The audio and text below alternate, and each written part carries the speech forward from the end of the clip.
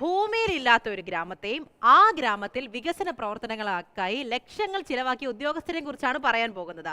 പഞ്ചാബിലെ ഫിറോസ്പൂരിലെ ഉദ്യോഗസ്ഥരാണ് കടലാസിൽ മാത്രം ഗ്രാമത്തെ ഉണ്ടാക്കുകയും അവിടെ തട്ടിപ്പ് നടത്തുകയും ചെയ്യുന്നത്. അതായത് 43 ലക്ഷം രൂപയുടെ വികസന പ്രവർത്തനങ്ങൾ നടത്തുകയും ചെയ്തിട്ടുണ്ട്.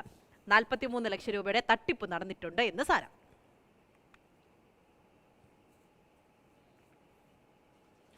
അനൂപ് ദാസ് ആണ് നമ്മുടെ കൂടെ ഉള്ളത്. അനൂപെ, എത്ര തട്ടിപ്പുകൾ ദിവസം കേൾക്കുന്ന, തട്ടിപ്പുകളെ കുറിച്ചും അഴിമതിയെ കുറിച്ചും കേൾക്കാത്ത മനുഷ്യരൊന്നും അല്ലല്ലോ നമ്മള്.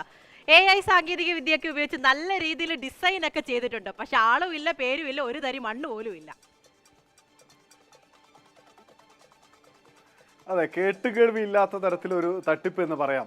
ഈ ഫിറോസ്പൂർ എന്ന് പറയുന്നത് ഇന്ത്യ പാക് അതിർത്തിക്ക് സമീപത്തുള്ള സ്ഥലമാണ്.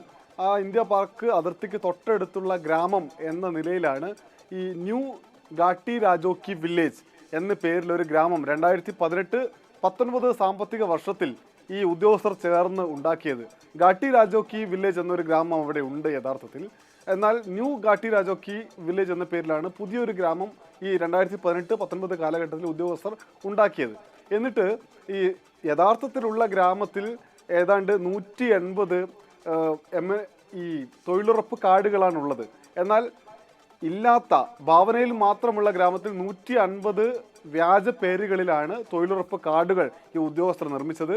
മാത്രമല്ല, ഈ യഥാർത്ഥത്തിൽ ഇല്ലാത്ത ഗ്രാമത്തിൽ റോഡുകൾ ഉണ്ടാക്കിയെന്ന് പറഞ്ഞ് പണം അനുവദിച്ചിട്ടുണ്ട്, പാർക്കുകൾ നവീകരിക്കാൻ പണം അനുവദിച്ചിട്ടുണ്ട്, ഒപ്പം തന്നെ ഈ സേനാ പോസ്റ്റിന് സമീപത്ത് നവീകരണ പ്രവർത്തനം എന്ന് പറഞ്ഞിട്ട് അവിടെ അതിന് പണം അനുവദിച്ചിട്ടുണ്ട്. ഇങ്ങനെ പല വികസന പ്രവർത്തനങ്ങൾക്ക് വേണ്ടി പണം അനുവദിച്ചിട്ടുണ്ട്. ഇങ്ങനെ 43 ലക്ഷം രൂപയുടെ ഗ്രാൻഡാണ് ഈ ഗ്രാമത്തിലേക്ക്, ഈ ഭാവനയിലുള്ള ഗ്രാമത്തിലേക്ക് അനുവദിച്ചത്.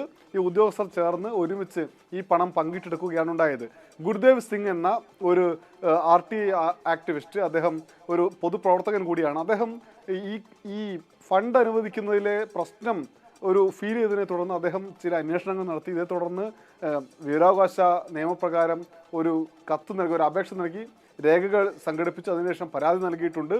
ഈ തിങ്കളാഴ്ചക്കൊക്കെ റിപ്പോർട്ട് നൽകാൻ വേണ്ടി ജില്ലാ കളക്ടർ ഈ പഞ്ചായത്ത് അധികൃതരോട് ആവശ്യം ഉന്നയിച്ചിട്ടുണ്ട്. അതായത് ബ്ലോക്ക് പഞ്ചായത്ത് അധികൃതരോട് ആവശ്യം ഉന്നയിച്ചിട്ടുണ്ട്.